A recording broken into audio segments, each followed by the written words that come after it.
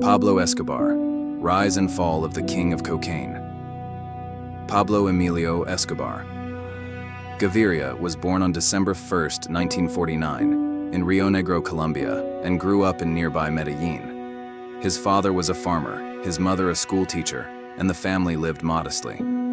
But according to biographical accounts and news reports, Escobar allegedly had ambition that far exceeded his circumstances.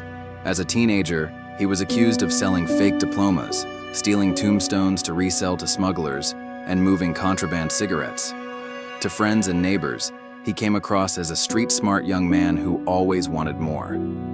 By the early 1970s, Escobar allegedly found his way into the cocaine business. At that time, cocaine trafficking was still in its early stages, but international demand was beginning to soar. According to U.S. court documents and DEA accounts, Escobar became a central figure in building a massive supply chain. He and his partners organized what became known as the Medellin cartel, which within a decade grew into one of the most powerful drug trafficking organizations in history.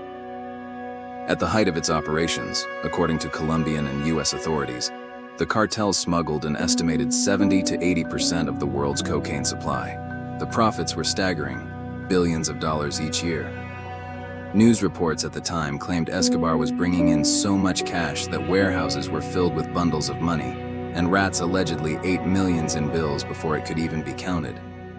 The DEA has reported that Escobar's organization spent thousands of dollars a week just on rubber bands to hold stacks of banknotes together.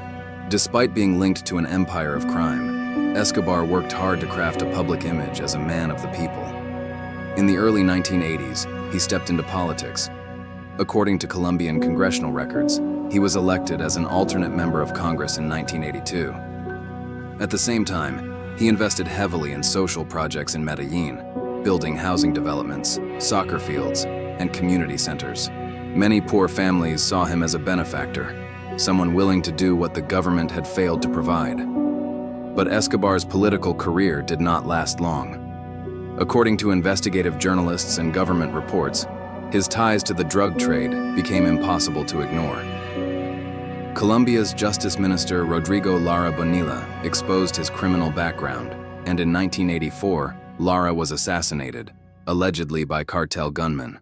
The murder shocked Colombia, and although Escobar denied direct involvement, it fueled the perception that he would go to any length to protect his empire. Over the years that followed, Colombia descended into a wave of violence tied directly to Escobar's fight with the state.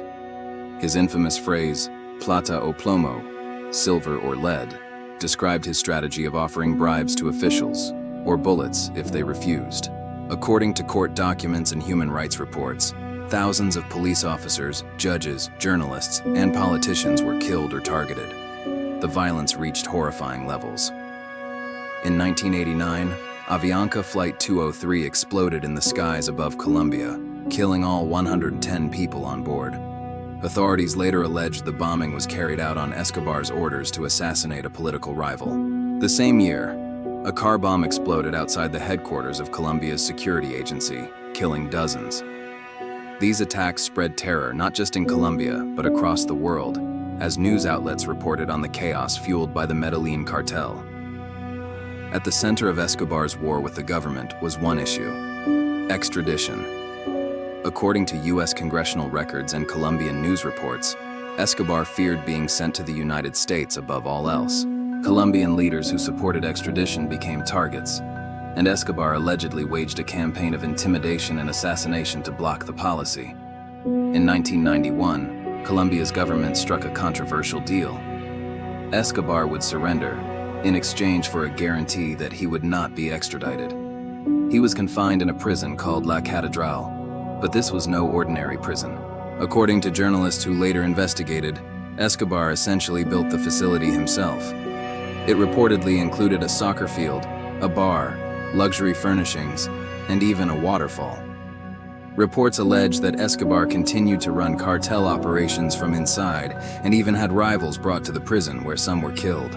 When the government realized Escobar was still operating freely, they attempted to transfer him to a standard facility. In July 1992, Escobar escaped. His disappearance unleashed one of the largest manhunts in history. According to Colombian military records, thousands of soldiers and police supported by US DEA and intelligence agents scoured Medellin. At the same time, a vigilante group known as Los Pepis, reportedly made up of rivals and former associates, began dismantling Escobar's network. According to human rights investigations, Los Pepis carried out extrajudicial killings of Escobar's allies and terrorized his family. The combined pressure from Colombian forces, US support, and vigilante violence rapidly reduced Escobar's power. On December 2, 1993, just one day after his 44th birthday, authorities finally caught up to him. According to police reports, Escobar was tracked after he allegedly made a phone call to his son from a safe house. A firefight broke out as security forces surrounded him in a Medellin neighborhood. Escobar tried to escape across the rooftops, but he was shot and killed. Official reports credit Colombian police with firing the fatal shots, though some of Escobar's family members later claimed he may have taken his own life rather than be captured. The true ending remains debated, but his reign as the King of Cocaine was over. The death of Pablo Escobar marked a turning point for Colombia, but it did not end the drug trade. According to economists and security experts, the fall of the Medellin cartel only fragmented the business. Smaller cartels and rival organizations took its place, continuing the cycle of violence and trafficking. Escobar's legacy remains deeply controversial. Human rights groups point to the thousands of lives lost and the culture of corruption and fear that he fostered. Yet in the poorest barrios of Medellin, some residents still remember him as the man who built homes, clinics, and soccer fields. To the world, he remains a symbol of both the extraordinary wealth of the cocaine trade and the devastation it brought to Colombia. From a boy in Medellin hustling on the streets, to the head of a multi-billion-dollar empire, to his death on a rooftop, Escobar's life tells a story of ambition, power, and destruction. According to court records, news archives, and eyewitness accounts, his rise and fall show how one man allegedly bent a nation to his will, only to die in the very city where his empire began.